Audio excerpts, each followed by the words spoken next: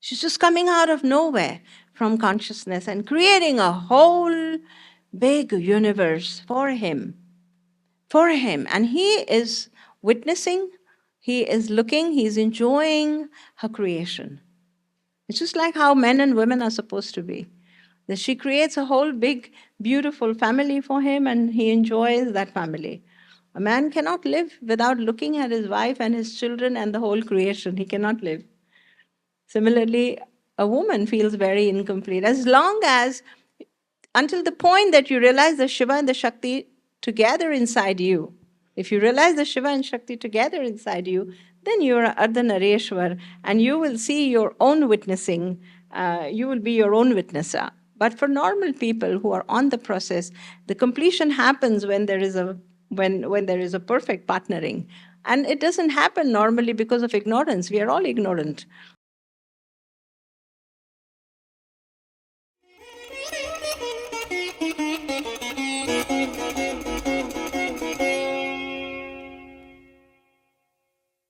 एकदन्तं चतुर्हस्तं पाशमाकुशधारिणं रदं च वरदं हस्तैर्बिभ्राणं मूषकध्वजम् रक्तं लम्बोदरं शूर्पकर्णकं रक्तवाससं रक्तगन्धानुलिप्ताङ्गन् रक्तपुष्पैः सुपूजितम् भक्तानुकम्पिनं देवं जगत्कारणम् अच्युतम् अविभूतं च शिष्टयादौ प्रकृते पुरुषात् परम् एवं ध्यायति यो नित्यं स योगी योगिनां वरः ॐ नमो व्रातपतये नमो गणपतये नमः प्रमथपतये नमस्तेस्तु लम्बोदराय एकदन्ताय विघ्ननाशिने शिवसुताय श्रीवरदमूर्तये नमो नमः।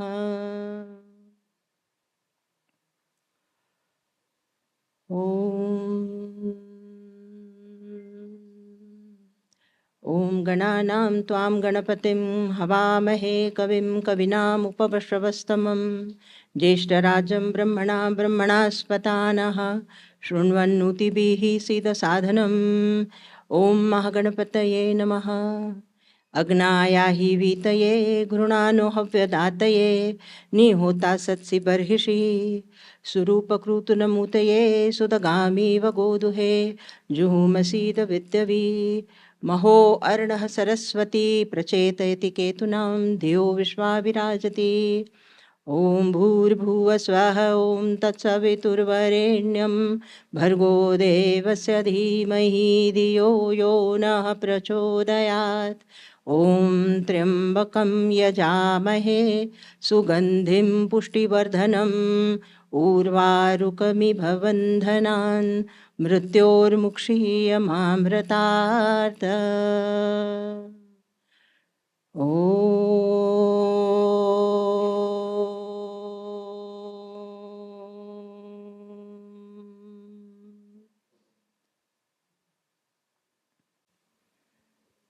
So very, very good evening.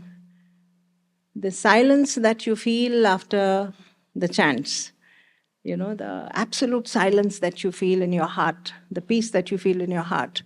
This is the peace and this is the silence that was there at the onset of creation, when creation happened. We're going to talk a little about creation because we are talking about the Shakti. We are talking about the Adi Parashakti, which is the beginning point of that fountain of creation.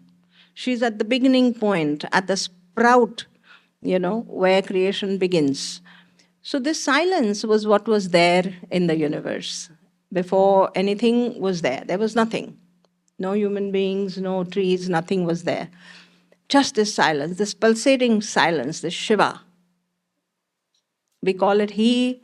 We say that God was there and He was just pulsating, but helplessly, I think, because Shakti was not there. You know, the potential energy and the presence of consciousness, undivided universal consciousness, is not capable of producing or creating without creating first the Parashakti. The Shakti has to start as a vibration, as a spandan from within consciousness. Kinetic energy has to start, coming out. And then creation starts happening. So when we talk about Adi Parashakti, we are talking about this massive, fathomless energy that is sprouting out of no space, nothing which is there. She's just sprouting and coming out, oozing out, and beginning a process of creation. So she is consciousness itself. She is consciousness itself because the entire power of consciousness is there with her. The entire power of consciousness is there with her. The fathomless, unbelievable, and infinite potential of the consciousness is brought into manifestation by her. It cannot manifest, it cannot come into a reality without her. That is Adi Parashakti. I have 3 days with all of you, which is such a beautiful offering, Nilimaji. These 3 days I would love to talk about her because we are all, chosen by the goddesses to be here in the Shakti Kumbh. And Shakti Kumbh is a tilak on the Devi. It is a tilak on the Devi, so we would be talking about the goddess. These 3 days, very progressively, we'll talk about her, how the creation happens to begin with, and then tomorrow we will talk about the Parashakti and Aparashakti, about Aditi and Diti, and a little about the story and a little about science, behind the symbolism behind the stories. We'll talk about that tomorrow. And day after tomorrow, we'll talk about the Ichha Shakti, Jnana Shakti, and Karma Shakti, the manifestation process, and how these 3 Shaktis are constantly working inside of you, inside of me. And the more you become conscious, the more they dance together. The more you become conscious and the more you align these 3 together, they dance into a beautiful symphony inside us, a beautiful synchronized dance. And can we do it consciously is what we will hear about and learn about on the 3rd day. So today we talk about creation because she is there at that point where creation is beginning. When consciousness, decides to play this game, it wants to create and it wants to play the game. It wants to witness and see the power. It is his power. Parashakti is the power of consciousness itself. So Adishakti, when the vibration and when the spandan starts happening, she is released out of the void. She's released out of the void and absolute fathomless kaleidoscope of possibilities. Absolute fathomless possibility. She comes out as a fountain of fathomless possibilities. But it begins with some basic fundamental constructive steps. What are these steps? The first thing that this vibration, when she starts vibrating and when there is this nad that you hear, what happens when consciousness, begins this spandan and begins this creation of the Shakti, there is a nad that is released. There is a sound that is released. The sound of the Shiva and the Shakti together. The sound of the consciousness and energy together. The sound of the consciousness bringing out this fullest potential of the Shakti out. The sound is the Omkara that you hear, the Pranava that you hear. It is released. And it is like an indication, like a signal to the whole space, empty space, that here she's coming. Here she's aroused and she's coming. And here she's going to create something fantastic, unbelievable. It's unbelievable. You and me are unbelievable creations of God.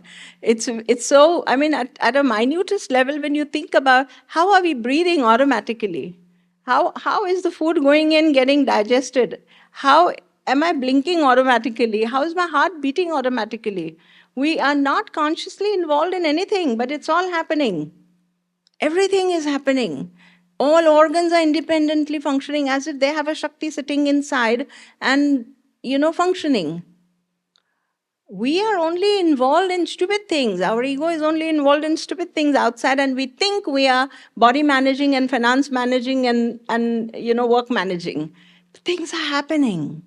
I always say that under the folds of doing, there is a beautiful and a certain way of happening. It looks like we are doing, but there is a sure, short process of happening.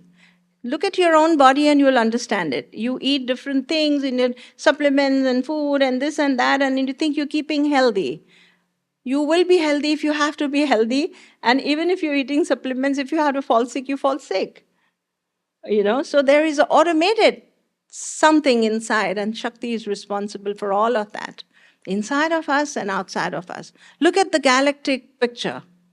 You have all the planets floating up there. You have all the stars, millions of the stars, it's all floating up there. Nothing is falling down. The earth is going around, and there's a set speed and there's a set velocity, absolute set everything to the point perfect. Who's doing it? It's unimaginable, this power that we're talking about. It's not just that small little triangle that I and you can wear in our neck. It's not just that. It's beyond our imagination and comprehension. This Adi Shakti Parashakti first creates the gunas. The three gunas are created first. The Adi Parashakti creates the three gunas, the sattva, rajas, and tamas. These are the basic ingredients with which nature was created. And she creates the three forms that she comes out with. We'll talk more about this on the third day because it's a number 3. We'll talk more about the gunas on the third day. Yeah? But she comes out with these gunas first. The basic ingredients with which everything is created. Everything is created with these three gunas. Because from these three gunas, the elements were also created. From these three gunas, even the elements were created. And the elements, the Panchabhutas, the 5 elements that we talk about, they go through a process called Panchikaran. Panchikaran is a Vedantic term. They go through something like a mutation. Cellular mutation kaise hota hai? They go through something like that, and with this Panchikaran, each element comes into a gross form and creates the gross bodies of all that you see around in the world. Our gross bodies, the tangible world that you see, the physical world that you see, happens through the process of Panchikaran. Who does this Panchikaran? What an intelligent mutation equation. The tamo guna of each of the elements combines with, certain proportions. Say, for instance, Akasha, 50% of Akasha, and the rest of the 50% is divided with all the other elements. And it makes a molecule of Akasha, a physical, tangible molecule of Akasha, which you can see. Which you can feel, the earth, the air, the fire, all of this goes through this process of mutation and the physical world is created. Amazing. And whatever is created now, you are there, I am there, we all are there, the trees, the animals, all of us have these three gunas in us, number 1. All of us have these three gunas in. Even the most saintly person on the earth will have these three gunas. So there'll be sattva, there'll be rajas, there'll be tamas. Minimum amount of tamas will be there in every human being, even if he becomes enlightened. This is the rule of nature. The Parashakti creates these three gunas, and they are there as basic constituents in all of us.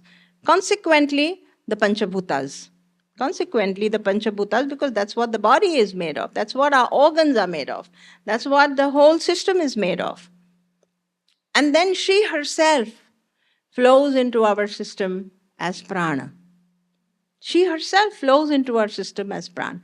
And when I'm talking about she herself flows in my system as prana, does not mean me alone. Millions of people, millions of beings, insects, small little insects, viruses, everything has got prana in them.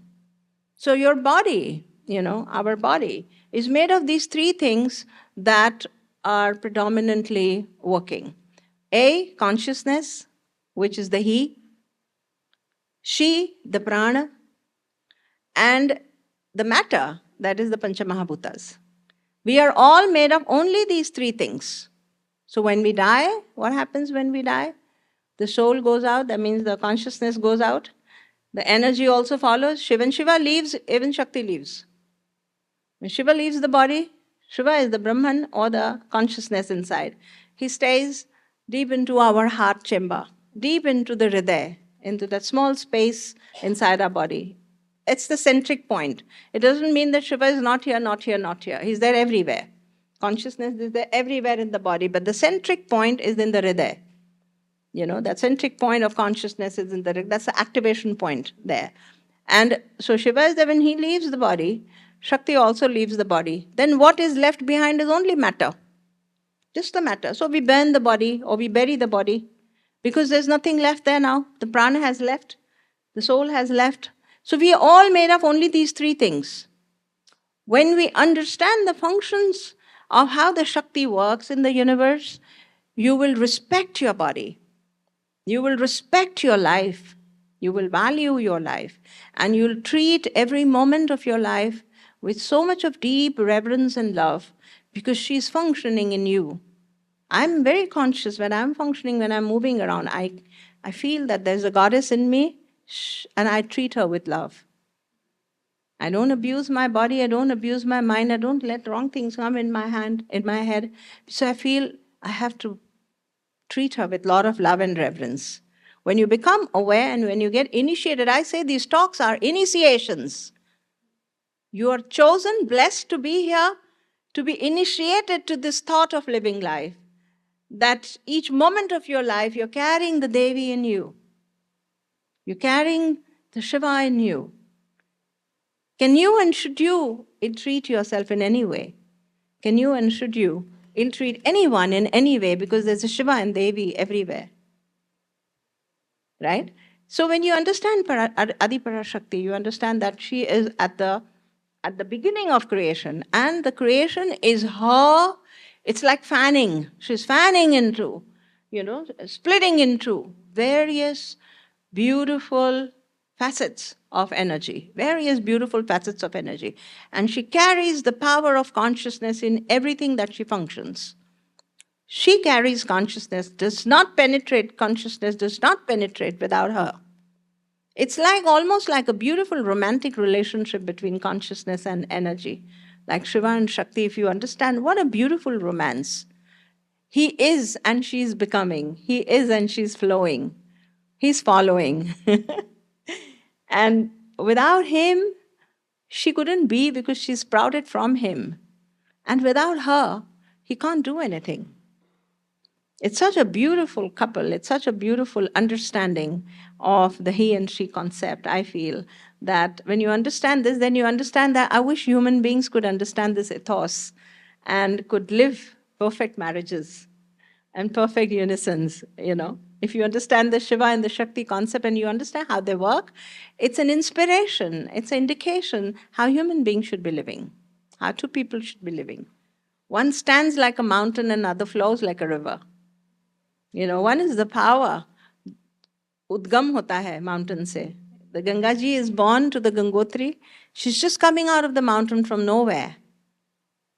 From a point nowhere. And then with this, she's flowing and she's creating a civilization. She's creating a whole big civilization. That's how Adi Shakti is. She's just coming out of nowhere from consciousness and creating a whole big universe for him. For him. And he is witnessing, he is looking, he's enjoying her creation. It's just like how men and women are supposed to be. That she creates a whole big, beautiful family for him and he enjoys that family. A man cannot live without looking at his wife and his children and the whole creation. He cannot live. Similarly, a woman feels very incomplete. As long as, until the point that you realize the Shiva and the Shakti together inside you, if you realize the Shiva and Shakti together inside you, then you are Ardhanareshwar and you will see your own witnessing. You will be your own witnesser. But for normal people who are on the process, the completion happens when there is a perfect partnering. And it doesn't happen normally because of ignorance. We are all ignorant. When there is ignorance, then the perfect partnering does not happen. And that's why all spiritual teachers, all spiritual gurus and mentors tell you to invoke the Shiva and Shakti within. When you invoke the Shiva and Shakti within, then there is no looking outside. There's no looking outside. You come in that completion within you. You find that support system and the Shiva, mountainous Shiva and the flowing Shakti within you. You realize both of these within you. So Adipara Shakti first creates the gunas, then the elements are created. When the elements were created, then the entire physical, tangible world appeared.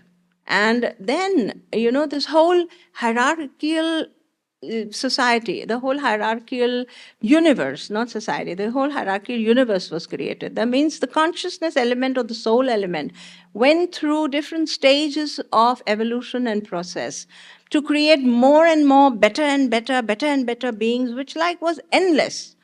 Even today, you see the children who are born today, they are so intelligent, they are so highly evolved, small little children. You see a just born child opening the eyes and seeing the hands, whereas 40 years back, children wouldn't open their eyes for the first day or wouldn't know how to pick up their hand and look at the hand. But it's evident, the evolution is evident. And who is doing this?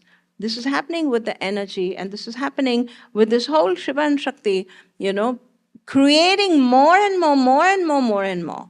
Even the advancement, the physical advancement that you see, technological advancement, who is doing this? You think human brain has any capability? Human brain has no capability. It's just a machine. It's just a machine. The capability is downloading from an unseen parameter, from an unseen realm. When you get bored, just like how children get bored with old toys, then the parent buys a new toy. Okay, you can play for another 6 months with this now. In the same way, technology is downloaded, in human brains to create more and more, more and more. And there's excitement. Oh, this is coming now. The S24 is coming. And the iPhone, this is coming. And there is excitement and exuberance for all the technological. They at the grossest level. At the subtler level, also concepts. You see people talking about minimalism, and you see people talking about mindfulness, and new concepts are coming every time for us to think about newly, for us to, the organic living, the vegan living, and all of these concepts that are coming, evolving. Where are they coming from? Who's giving us these ideas? This Adi Parashakti, that is 24/7 functional, is processing. Tomorrow we'll talk about Apara and Parashakti. I'll talk more about how this process actually happens.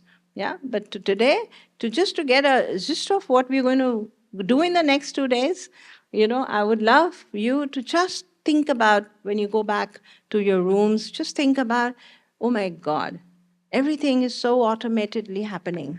And why am I so stressed about doing things? Why am I so stressed about doing things? Why am I so stressed about what's going to happen? Why am I so stressed about what are the steps I need to take? Why am I so stressed about how things need to be planned? So the tool that nature gives us, and nature is what? Nature is Adi Shakti and the Shiva principle. The tools that are given to us to keep us busy, is this constant thought process, the mind and the constant thought process. We are constantly given challenges. We are constantly given riddles, koans. Spiritual people are given koans and riddles, and ignorant people who are still on the ladder of evolution and, battling with their own identities, they are given challenges, worldly challenges. These challenges keep us busy, and the energy and Shiva are watching over us. They're watching over us. They are the doers. They're actually playing a game, and we think we are doing everything. We think that ahankar vimudhatma karta hamiti manyate. Ahankar vimudhatma means when the ego is riding, then we think we are the doers. I have to do this, I have to do this, I have to do this. So we constantly kept busy with this thought of, I have to do this, I have to do this, whereas they're watching. When you meditate, you can really feel the power of the Shakti and the power of the consciousness. When you meditate and when you just be with your breath, or you just be with Nad, we'll do a small session, to understand more deeply what I'm talking about. When you meditate, that's why meditation is very important. Because when you meditate, you just be with your breath. At that time, you're not thinking about how many things you have to do. We just leave everything. just leave everything as it is, and for 15, 20 minutes, half an hour, 45 minutes, you just be with your breath. Being with the breath is akin to being with the Shakti, because she's flowing in our body as the prana. She's flowing in our body as the prana. There's no testimony required for that. She is flowing in your body as energy, as breath, as energy. She is making the food go down. She is digesting. The pancha pranas in your body are manifestations of the Devi. Pancha pranas in your body, that which is breathing, making you breathe, that which is creating the digestive fuel, that which is, creating this beautiful aura that you have, the magnetic field that you have, that which helps you to communicate with each other. How could you hear otherwise what the other person is saying? That which makes you think, that which makes you speak, that which makes you hear. All your senses are working with the prana. If the energy was not there, it would be just a body. It would be just a body. Without energy, there's nothing. So she manifests, and creates this whole complexity of functions. And the more you understand her, the more you understand her, the more you understand that it's just automatically happening. So when you meditate and when you focus on your breath or just feel your breath, you get to be with her. All the seers and all the rishis have said that the worship of goddess energy, the understanding of goddess first and then the worship of goddess, the reverence. And when I mean worship, I don't mean any rules and regulations. When I mean worship, I mean love. When you truly love her, when you truly love her, you can truly love her only when you truly understand her. When you understand her and when you truly love her, then the doorway to consciousness opens automatically. She is the key to go into the enlightenment immediately. That's why Shakti is a very profound path. Shakti is a very profound path because it's a direct doorway to entering into enlightenment and liberation, moksha. The conditioned consciousness, tomorrow we talk about the Apara Shakti and how the causal works and how, there is energy that works through a destiny layer. And we talk about that tomorrow, about how, and how one can transcend that and come into pure energy and pure consciousness. We will talk about that tomorrow. Yeah. So this whole process of creation is sprouting from the Adipara Shakti. We call her Kali, sometimes we call her Devi. Different traditions call her with different names. There's only one Devi and there's only one Shiva. There's only one Devi and there's only one Shiva. There's only one consciousness and there's only one moving part of consciousness, that is Devi. So all the names in different traditions of the world are nothing but synonyms. They're synonyms. And they're probably giving the different colors of the Devi that can. And there can be millions of them. There can be millions of them. In India itself, we have hundreds of goddesses. Hundreds of goddesses, right from the Mahavidya tradition to the Navadurga traditions to, there are these Grama Devatas and so many different Devis are there. So many different traditions are there. All of them sprout from her, the one source of energy that is Parashakti. They're all coming from her. And it happens, creation is happening as a play, as a game. Why should we understand? I feel that where is the need for us to understand the science? When you go out of this hall and when you go out back into your homes and then you're back into the same routine and you're back into the same everyday issues, problems, the family issues, the maids and staff issues, and then the office issues, and you're back into there, and you wonder, is this world really true or is that world really true? When you're here, you have forgotten everything, and you feel at the core of your being. You feel as if you're at the core of your being and you're trying to really understand yourself. So how does this study or this explanation or this understanding help you in that life? When you understand the science thoroughly, then you're able to participate in the game that God is playing with you in a sportsman spirit. You don't take things too seriously. You take them seriously to the point of your dharma and to the point of your karma and to the point of what needs to be done, but you don't let things pierce through your heart and take them so seriously that you feel paralyzed with every calamity of life. You understand it's a game and you will not die unless she wants you to die. We will not die unless she wants you to die. So you take things lightly, take things in a sportsman's spirit, and you understand that she and he are playing the game, and I am not there. Let them play and let them do what they want to do. The I, which is a very bloated, big thing that you live 24/7. You understand the I, the personality, that I am the doer of everything in my life. This I will take a back seat. They say that the study of consciousness itself and the energy, it gives birth to witnessing consciousness. Witnessing consciousness is like you learn how to look at life from a distance. You learn how to create a distance between what's happening and this is me.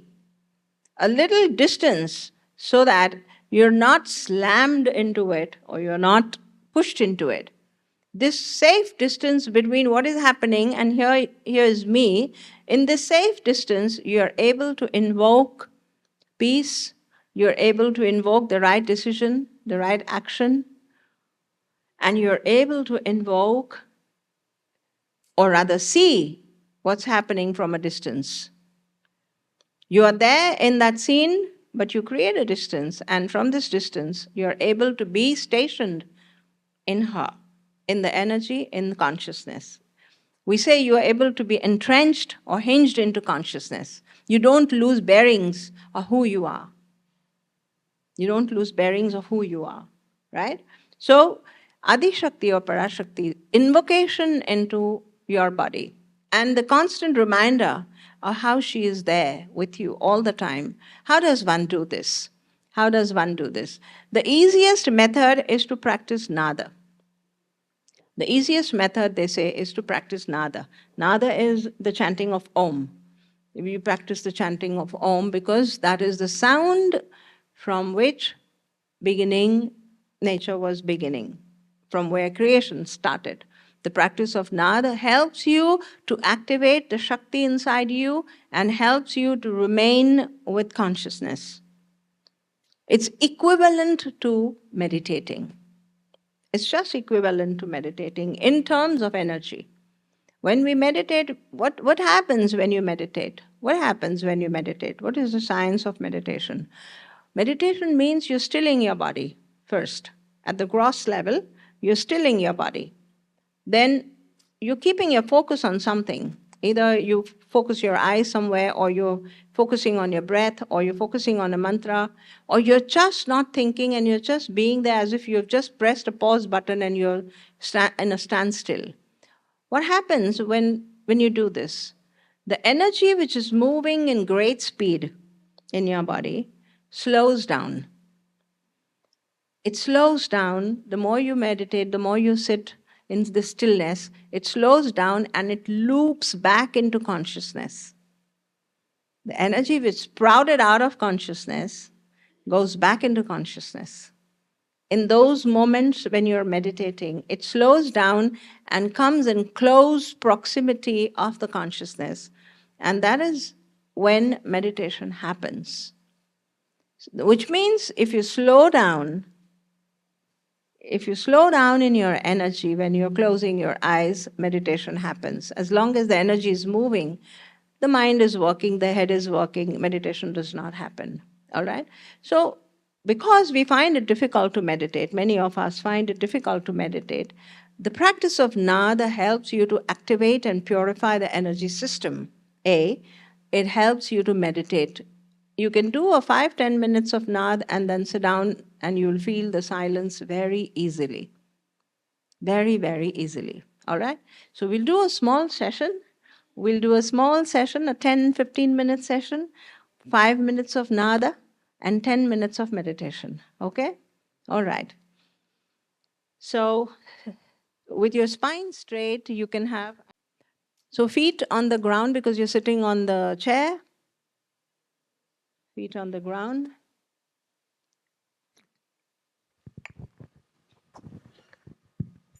Try to keep your spine straight. Eyes closed, your hands can rest on your thighs. So when we're doing the Om chanting, it's normally an exhalation that comes out with Om. Okay, it's normally an exhalation that comes out with Om. I will start chanting, and you can join me. In the same rhythm, you can join me.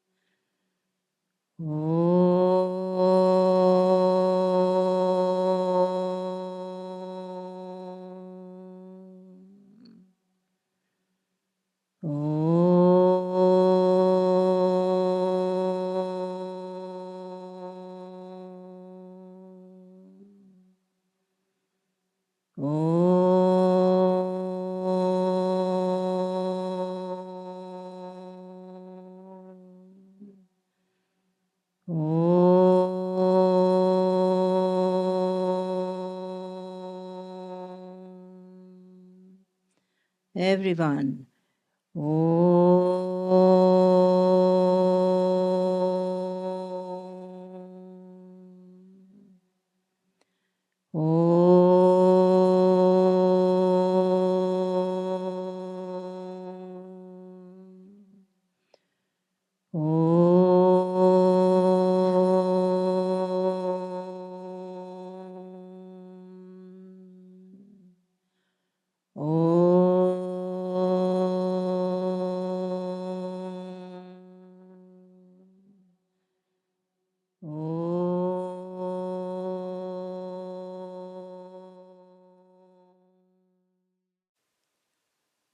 Keep both your hands on your heart now.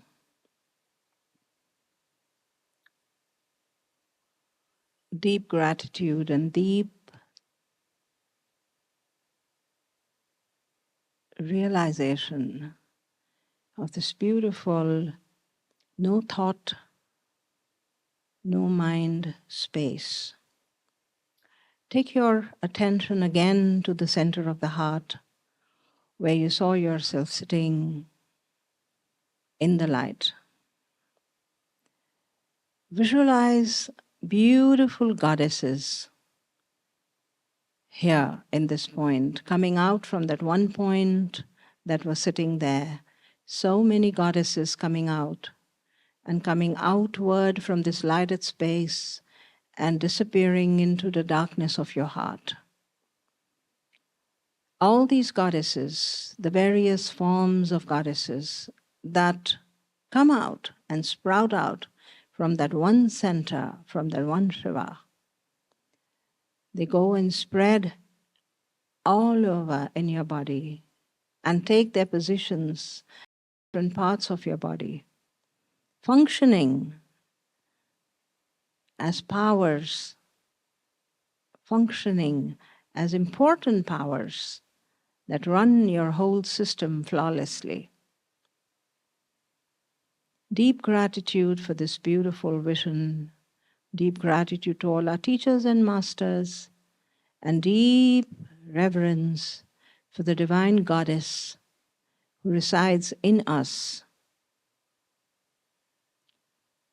May she shower and bless us with light, with abundance, and with deep knowing of herself in us. Rub your palms together, wipe your face.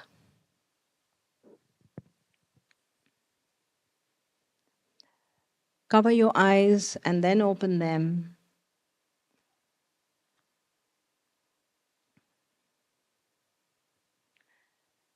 That was beautiful. That was nice. Very peaceful. Very peaceful.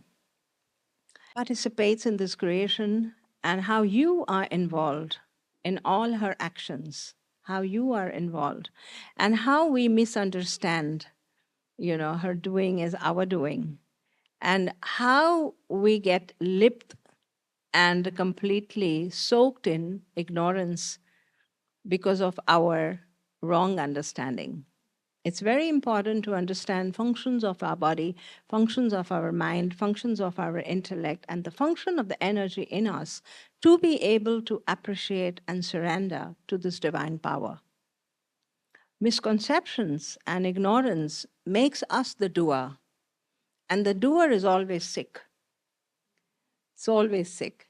When we think, if I think I'm the doer, then I'm always at fault. And I'm always in a blame game, either with myself or someone else. I'm either blaming myself or I'm blaming someone else. And when you understand the process of happening, and when you understand how things are created out of nothing, and how these projections are actually swirling energy, how it's swirling and creating, when you understand the science of it, then you're just happily watching all the events of your life. Just happily watching all the events of your life and happily participating in what is being offered to you as a game. It's a divine game. You're playing the game and you can be angry, but you understand still that it's a game. You can be sad, but you understand still that it's a game. And if you play and live life in the spirit, then she will be always showing herself to you in all the forms and facets. What a beautiful experience she narrated to me when you went to the Matra Mandir today. The Saraswati was revealing herself everywhere, on the pathway, on the different places that you were going. It's when you activate her inside that you see her outside. And to be able to activate her inside, you have to understand her. You have to understand the different facets, right? So I would love to answer any questions that any one of you have. Yes. How do you enter into relationship with the one? Mhm. Can you give us your personal practice? Yes, yes. You know, when you understand the science of everything, then you want to know, what can I do? What can I do to be able to be one with her and to keep her invoked in me? Because you get fragmented with your mind outside and you're lost all the time outside in all the everyday situations. How do you keep her alive in your breath all the time? There has to be sadhana. There has to be a everyday sadhana and an everyday time spent with her, everyday time spent with her, any facet of her, because she's one. There aren't two mothers, there's just one mother. But she's taking different forms. She's wearing different saris and she's wearing different clothes and she's wearing different dresses. Her complexion is varying from being absolutely fair to absolutely dark, and yet she's so beautiful.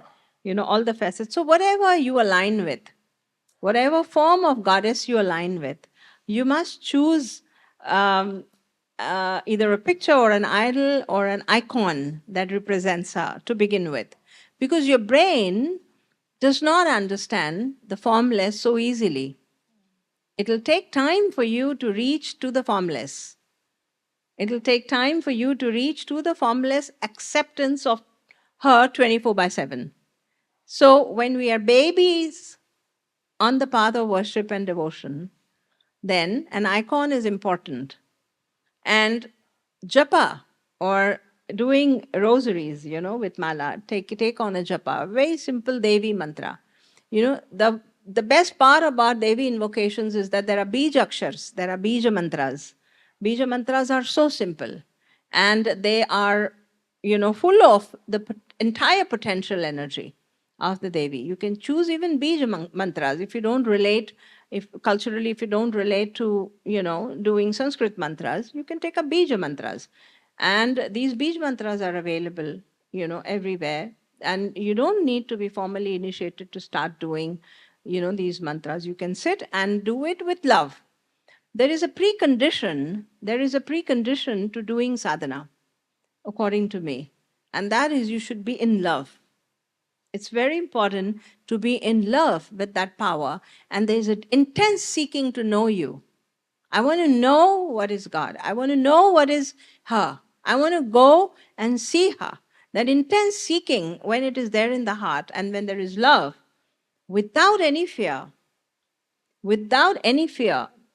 there is no mother on earth which is going to reprimand you. When you're trying to love her or trying to worship her or trying to come closer to her or trying to get in touch with her, this mother will never reprimand you. For all the silly mistakes you do in your sadhana, it's okay. She will train you. She will train you. So the beginning steps are meditation and japa.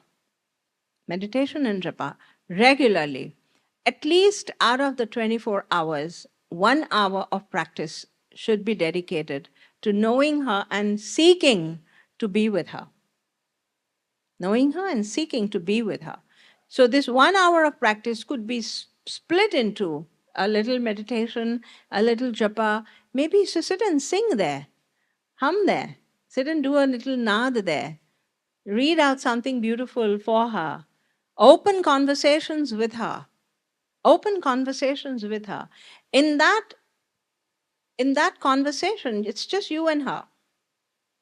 It's just you and her. Don't bring any third person for advice. How should I talk to her? It's not required.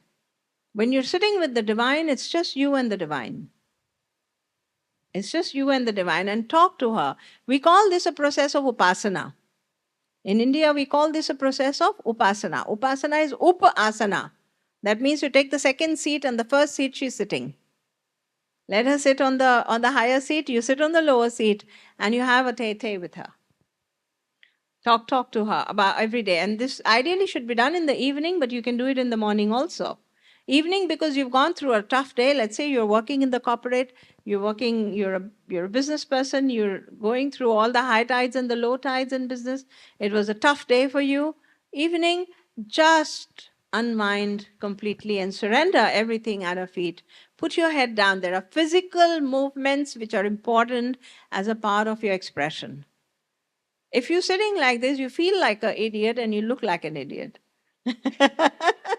But if you move your hands, you give her a kiss, or you put your head down on the ground, you touch her feet.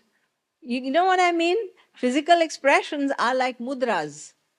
They are like dance mudras where there is feeling flowing with what you're doing.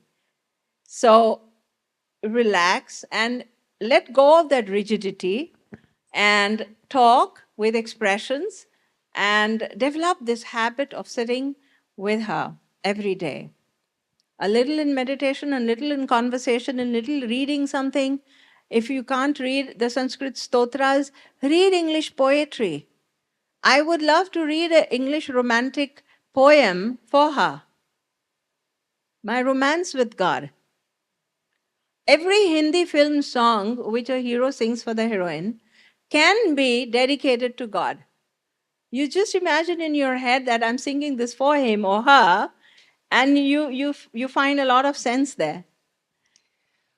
Ma, you heard my question, which is, in the Sufi tradition, this one is called the beloved. Yes. So it's not necessarily experienced as the mother, but the lover. Yes. So if I'm a woman, I can experience that as Yes. a complementary masculine Yes, energy, for yes. example. So can you speak to that, or Yeah, in yeah. mother and child? In my experience, what I have understood of the human nature, there is always a hollow all of us have, in our horoscope charts. We always have an empty house somewhere. That means that there is always an empty space in everyone's life. Some people have an empty space for parents. Some people have empty space for a lover. There's no companion, or there's no husband, or there's no wife, or child. The human psyche. Examine yourself and understand which is this painful spot in you. that spot has been kept empty purposely for you to fill it up with God. Wow. It's been kept purposely empty for you to fill it up with God. So for someone who's craving for a child, God can be the child that you love. You लोग बनाते हैं बाल गोपाल को अपना भगवान बनाते हैं. The small little Gopala, they dress up the child. And similarly, majority of the population is having companionship issues and relationship issues where we realize through the journey of life that it is redundant and futile to look for a perfect relationship in this world. And that perfection is found only when you relate to God. And when you understand that He is the divine lover and the only lover. And when you learn to dissolve in this lover, then there's only the lover and you are lost. You're dissolved completely. That is what the Sufi idea is about, that you dissolve your ego completely in the love, of the lover. And he's there, and then you see the whole Brahmand, all the Brahmand is shown to you. So in Indian tradition, we have, that's why so many gods and goddesses choose the one that's close to your psyche and choose the one that will replace that hollow, that will create a substitute for that hollow in your life. For instance, I share a wedded relationship with Ganesha. I do everything for him. And I call it a wedded relationship because I truly feel that he's the one that's providing everything to me. I'm being looked after, loved, sent on travel, sent on beautiful locations. I mean, that idea of what you have of a husband or a wedded partner, all of those things are being provided for, then he is my wedded person. Finish. Similarly, you're young and you're looking for romance, try to find love. And you will, what happens? From Dvait to Advait, the story is. When you're looking for all of this completion outside, even if it is in an idol or a god or a goddess, eventually, if your ego truly manages to dissolve in that, you come in the Advaitic truth. That means you understand that lover is me and in me. The lover is in me and it is me. I'm the one which is flowing with love. You come into that Advaitic, it's the apex of a triangle, of a pyramid, of a mountain, where you're going round about with different styles of devotion and different styles of worship, and you're searching and you're exploring and you're experimenting, eventually coming closer and closer to the tip. And when you come to the apex, you come into the realization of the lover in you. So, yes, of course, the one is not gendered, right? The one Yes, is it's not neither a male gender. nor female. And yet, we also say it is the mother because Yes. it's the source. Yes, that's true, because what we call genderless is consciousness. All right? But the movement is a feminine energy. The movement in consciousness is a feminine energy. That's why it's important to address her as a mother. He cannot move, she moves. It's important to address her as a mother because she is triggering all the movements in our body, and every cell is vibrating with her energy. So the divine Shakti, whether we have men here and women here, whether it's a man talking or a woman talking, we are talking about the mother. So gender is in our head, but the qualities of a mother, let's say, is there in that divine one mother. The movement cannot happen without the feminine aspect of consciousness. She's the feminine aspect of consciousness. So it's important that the creation entirely has to be taken. It's just like in a home, it's the woman. We say that she is the creator of this home. We never say the man has created that home at a very grosser level, So it's the mother who is creating everything, everywhere. She's bringing in the energy of the consciousness, but she is the one. And that's why devotion, worship, and dedication to the Divine Mother is the easiest pathway for emancipation and liberation. And what is emancipation and liberation? I'm not talking about liberation from rebirthing no, I'm talking about liberating yourself from yourself. Liberation from your own mind, liberation from the hassles of life, liberation from all the hiccups and vagaries of life, liberating from unhappiness and being in eternal bliss and happiness.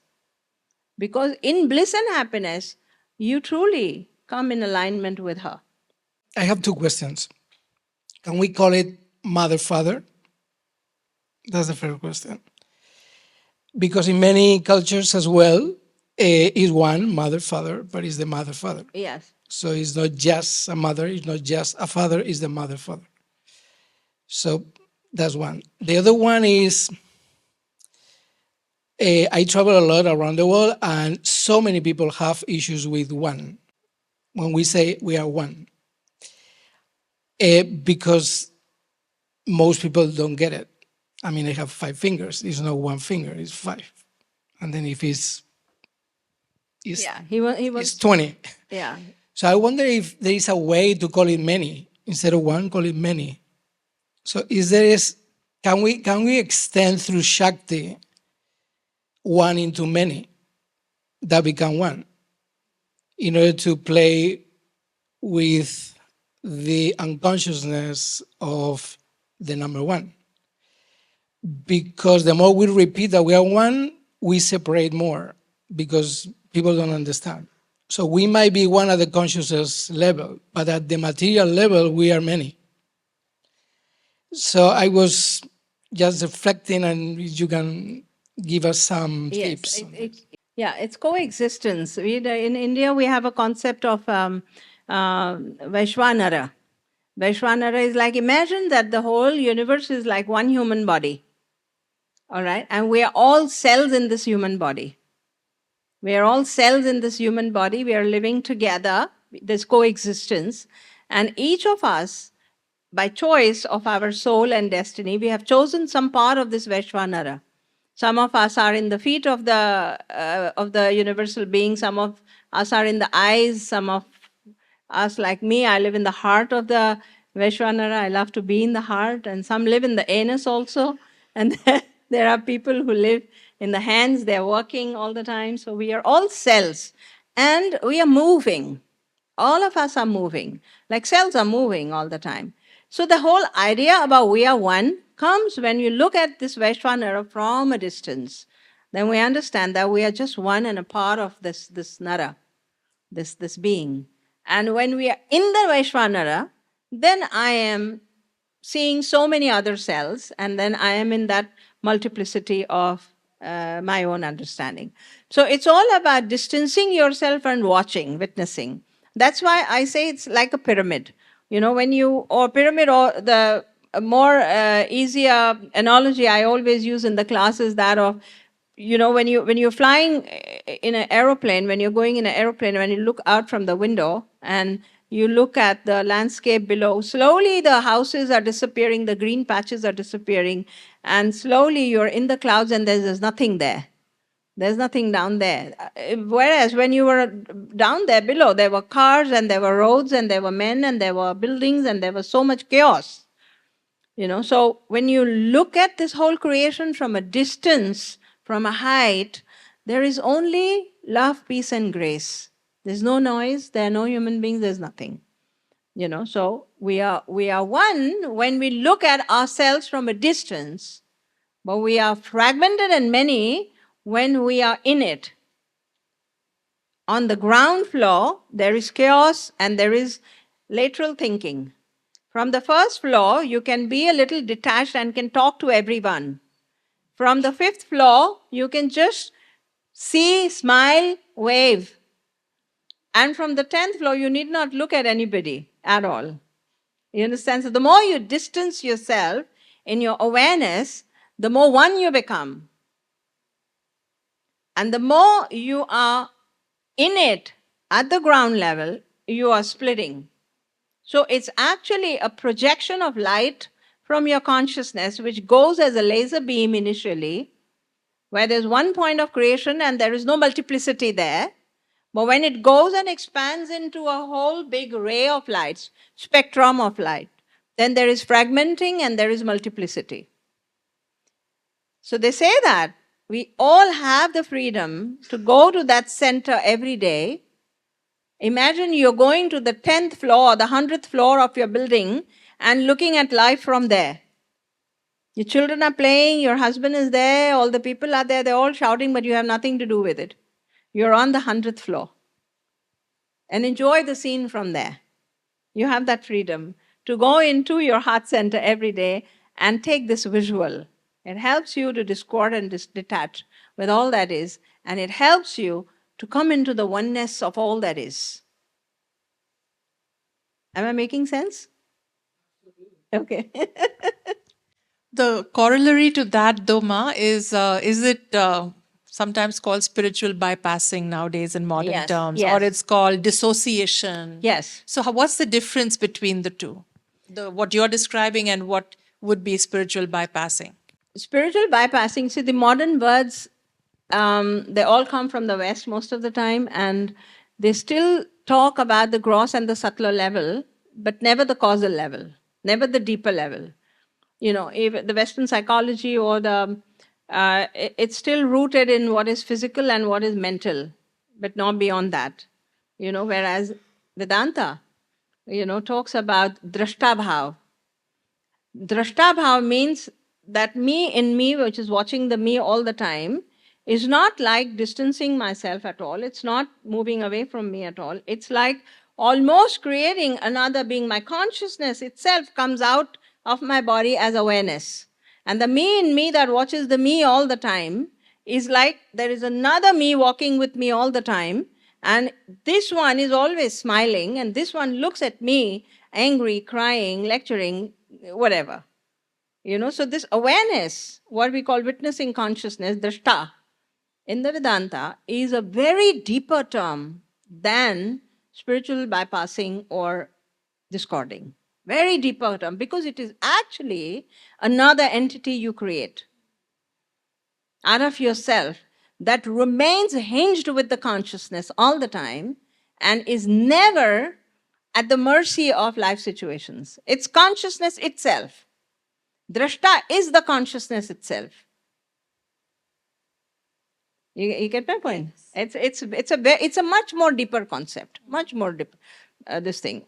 Because it is like, as a human being, you have, your mind, with your mind you have power and conversation. You can have power and conversation with the prana. And prana is consciousness, because it's moving consciousness. So when you get into the drashtabhav, if you get into the observation mode every day, what's happening to you? Why are you crying? Start dialogue inside you, what's happening? Why are you upset? What's happening? Why are you crying? And you learn the art of stepping out of the body. Suppose you're in an argument with someone, step out of the body and look at yourself. Okay, she's arguing very well. Good done, well done. You just be a spectator, be a witnesser. Come out. If you develop this habit, you actually create another you. It's a huge thing. It's a very, very, very beautiful thing. So the words are same, but they are little. Those words are little shallow. This is deeper. There is a beautiful shloka that says, Upadrashta Anumanta Bharta Bhokta Maheshwara. Upadrashta Anumanta Bharta Bhokta Maheshwara. Upadrashta means someone who is overseeing. Anumanta, who is giving permission. Bharta Bhokta Maheshwara. That is what you become.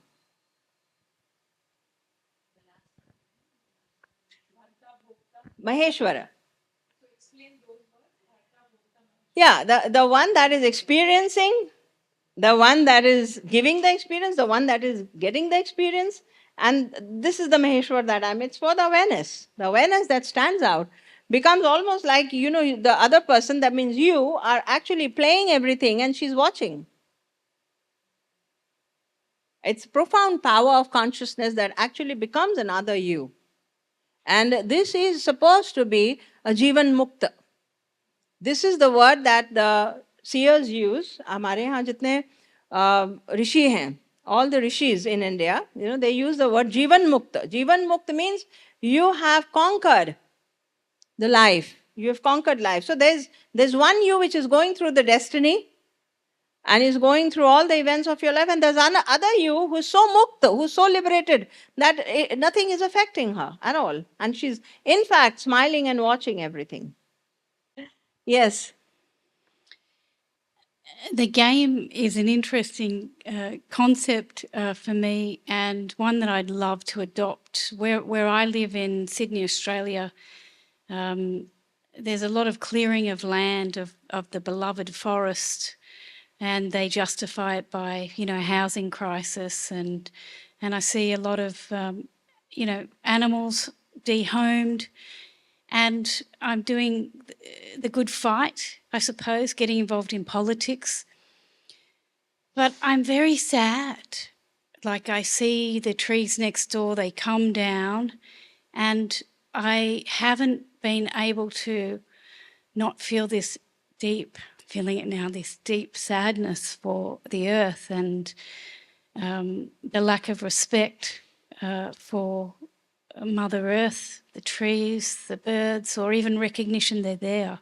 And I don't know yet how to fight the good fight, but have that distance where I can do it a bit more playfully rather than it sort of bringing me into this grief. When you say Mother Earth, she's huge. She's beyond our imagination, Mother Earth.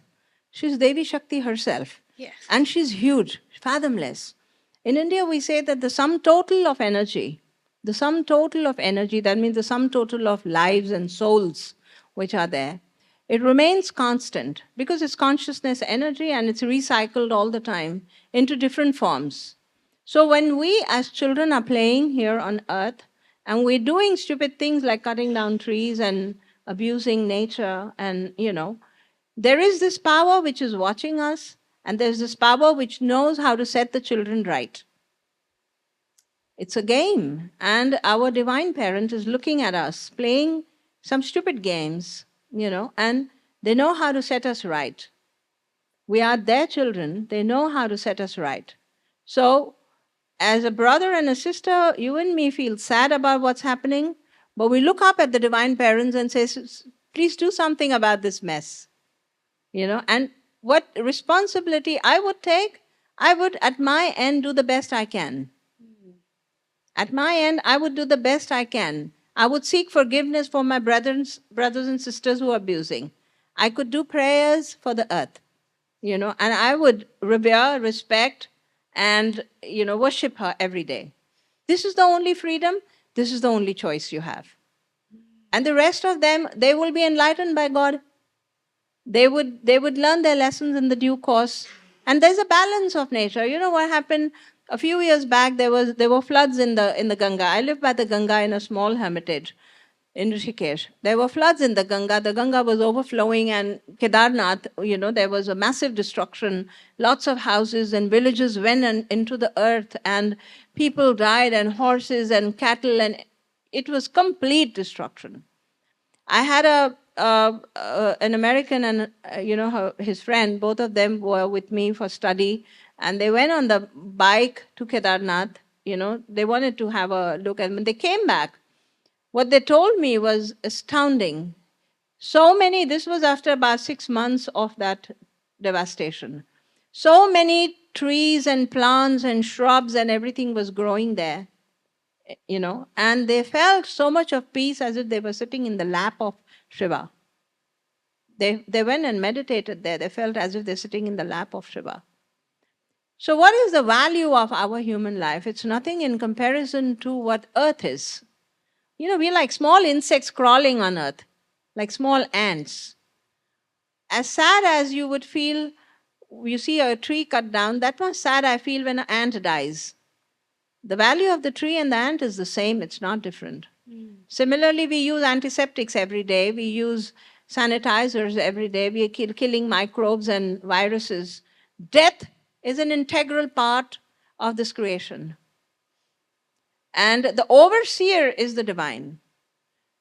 It's a parent. It knows what to do. So don't feel bad about what is happening, but take responsibility at your level to love, pray, and do what you can to serve Mother Earth. Since we spoke about all this, I just wanted to ask you to do a few lines on Tattvamasi. Tattvamasi. So we have these Mahavakyas. Aham Brahmasmi, Tattvamasi, Ayam Atma Brahma, Pragnanam Brahma. There are 4 of these that are spoken about. Stepwise, they take you into the realization of the self as everything. It starts with Pragnanam Brahma, the first stage of development of the knowing of the Atman. Pragnanam Brahma is when you learn to surrender, when you know her, and when you understand her, then you are ready to receive her. Pragnanam Brahma is divinizing your intellect and downloading the pragya deep into you to transform your very thought and very understanding about your being. It's a Mahavakya because this is the first step of the process of realization. And then Ayam Atma Brahma. Ayam Atma Brahma is, my Atma itself is Brahman. I start studying, I start reading the scriptures, I start attending seminars, and then I realize that, oh my God, she's sitting in my heart. Ayam Atma Brahma, I understand that my Atma itself is Brahman. Tattvamasi, the third step, where we are still in Dvaita and we are still in the understanding that she is here, she is here, she is here. And when you cross the second milestone, which is Ayam Atma Brahma, you start connecting with all the Atmas of everyone around you and everything around you. And you understand that what I was thinking was there is actually here. That what I was seeing everywhere is actually showing itself inside. They say that when you're divinized, when your cells are divinized, when your tanmatras are tanmatras are the building blocks of your senses, the building blocks of your senses. That means the shabda, the sparsha, the rasa, the rupa. These tanmatras, when they get divinized, you see God everywhere. You see, for instance, if I'm sitting and watching a forest, then I see the shape of the Ganesha everywhere. Automatically that akruti comes into my, drishti. Anything, if I look at here, I can make a tusk here, and it just comes because your tanmatras are loaded with the light, with the deity that you believe in. You see that everywhere. So Tattvamasi is a realization where you understand that this is all being shown to me because it's here. Because it's here. And the final realization of Aham Brahmasmi is a very difficult one. It's a very difficult one, and it's only by Adi Guru's grace and Ma Saraswati's grace and Shakti's grace that realization can come to you, where you see this entire Brahman to be your projection. That it is coming from this point and being projected on a screen outside like a movie, and you are so much at a distance that you are part of that movie, but you are not playing, you're here. Your awareness is hinged in the consciousness. You're playing that role there as Shashi Kapoor, but you're not that. You're here. You get it? Aham Brahmasmi is the most difficult realization. The other 3 happen with God's grace. Aham Brahmasmi comes only with sankalpa and sadhana, then that grace showers on you. With sankalpa and sadhana, you don't know for how many lifetimes. It shouldn't be that. The problem with intelligent people is they want results immediately. Problem with the educated mind is that I'm doing this for 6 months, nothing has happened. You're already expecting to levitate, and you're already expecting that there'll be a halo, yellow halo around the head. You're already expecting there'll be rings around your head. And so these expectations become very big barriers. You just do it. And for that, my suggestion would be always take yourself to be childlike. Chota sa bacha. A small child, if you imagine that I'm a small child and God is guiding me, divine is guiding me, holding my hand, it's the easiest way, to let yourself excuse of all the blunders that you do, you get over, all the blunders that you do on the path. Some things you don't do rightly, some things you don't sit properly, or sometimes you're yawning through your meditation, or sometimes you are not pronouncing things correctly. If you think and consider yourself compassionately, treat yourself with compassion like I'm a child, then you can go on. Don't treat yourself like an adult who's supposed to know everything to the point and to the T. That becomes a very stressful journey. Deal with yourself with a lot of compassion, and always believe that the Divine Mother is surely holding my hand and cradling me and taking me, on the journey wherever she wants me to, Yeah? I go back to the many, one too many. I wonder how Shakti works in groups. In groups. Yes, in groups of people. Uh-huh. Something that we've done a lot of research is that consistent change happens in groups. So you want to sustain change over time, you do this in community. Yeah. And normally those groups are between 6 people and 12. So that's kind of the ideal. I was wondering how Shakti can be managed when you're in a group setting, and if you have techniques to do that. If I've understood his question right, he wants to know that when you are working in a group for a cause, then Community, let's say Auroville. What is the Shakti in Auroville? Yes. So, entrancement, entrancement is a scientific word which goes with resonance. When you create resonance, you create resonance, the sound waves entrance into other things which are there, and they start vibrating at the same resonance, in the same resonance. Entrancement is the highest quality of Shakti. That's why when you sit with a positive person, you feel positive, eventually. Or we sit with a negative person, you feel drained. Yeah? So, when you talk about collective projects and when you talk about communities being built up, there's always a center point where the Shakti emerges. She emerges, she's everywhere, all right? She emerges as a center point, and this normally is channeled into one or a group of center, a group of the core of the organization or the core of the community. She manifests in them and works through them with the process of entrancement. So the whole community eventually comes into resonance. What they do not believe in also in their head, they start believing eventually in a period of time. When you so this core group, let's say the head of the community, they write down certain points. This is the way we are going to build up this community. Who is channeling these ideas to them? The Shakti that has come in that form. When they write these points and when they put it on the notice board and when it is said and discussed in all the meetings in the community, the process of entrancement begins. And the ideas flow into the crevices of the brain. Everything is happening in the brain, the thought, It penetrates into the crevices of the brain. That's how, you have powerful speakers.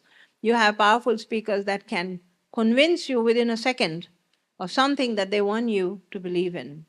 Because the entrancement of the Shakti is so powerful there. So communities thrive on this.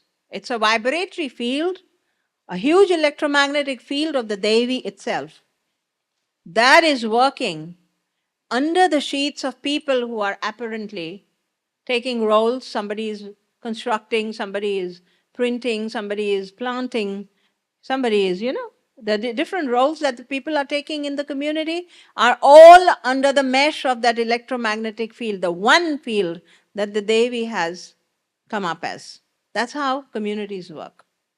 It's a very beautiful thing to observe. That's how, you see, when you're at Auroville, you see all of them come under a particular kind of energy. A very, very particular kind of energy. Say, when you go to a Hare Krishna group, and everybody say Radhe Radhe, everybody is there in that entrancement. It penetrates into your brain and mind and transforms the prana deep within. You're in an electromagnetic field, huge electromagnetic field of that Devi which is consecrated at the onset and at the founded, center. When you found a center, she brought up the Shakti Kumbh. There is a Devi which is consecrated right there. And she shall take care. I always tell her, she shall take care. Because it's not our work, it's her work. She shall take care. Our dedication and our surrender, deep surrender to this consecrated Devi, is the only free will that we should have.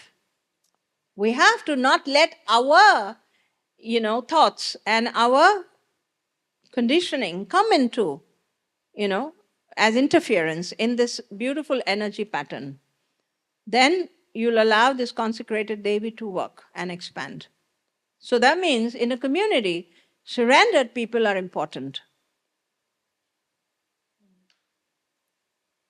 It's important to have people who are surrendered. Then they can easily come into the entrancing vibration of that whole field. That makes sense? I love it, yes. Can I build on this? Yeah. Do you mind? Okay, what happens if there's another subject that comes into the field Well, the Devi, with a different energy? yeah. What happens if they interfere? Exactly. With the consecrated Devi is mother, and she knows how to handle things. Also, sometimes transition, you understand, the change and transition is a part of her divine plan. It's a part of her divine plan. And because she's made a promise to Shiva that I'm not going to stop, I'm going to be always in transition and movement. So different facets of that Devi come sometimes. That's how reformation happens, in religions and in societies, in communities. A lot of reformation happens. But when the core, when somebody has founded something and at the core there's purity, there is sanctity, that will always remain. It will always remain. The change that is coming is happening with her, with her sanction. Nothing happens without her sanction. Man does not have the capability to spoil anything, I'm telling you. The Matri Mandir is the consecrated Devi. There is a field, the whole gardens. Absolutely. Jaya was teaching us about all the gardens today and how each element holds part of that collective consecrated field. And all of Auroville is a evolutionary field in that sense. Yes. No, it's a work in progress and a never-ending progress, according to Mother.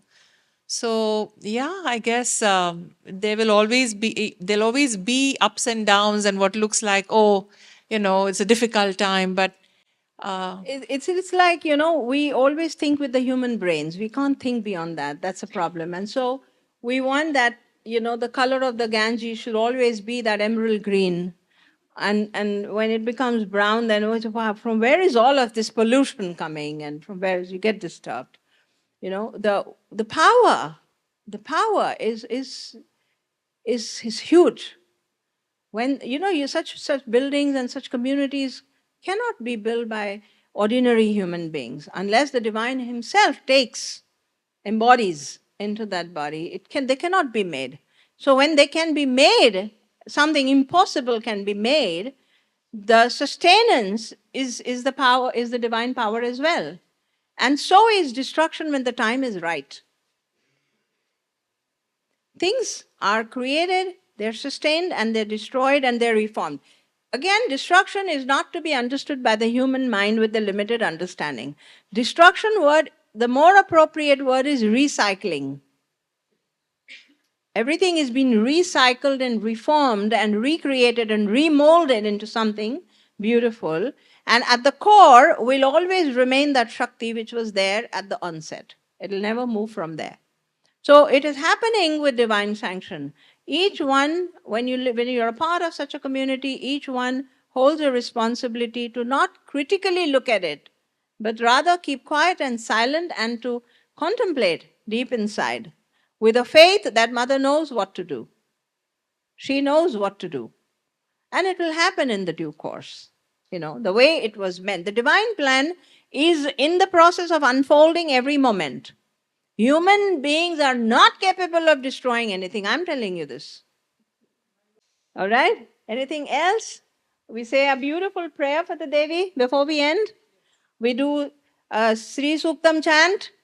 We do a Sri Suktam chant to invoke the Devi in us, the divine Lakshmi, that effulgent, beautiful, golden hued Devi that comes with her glorious forms. May she be invoked in our hearts. We'll end our lecture with this, okay? Close your eyes and just imagine a beautiful you in the form of a Devi, smiling countenance and radiant skin, beautiful presence. You yourself are a Devi.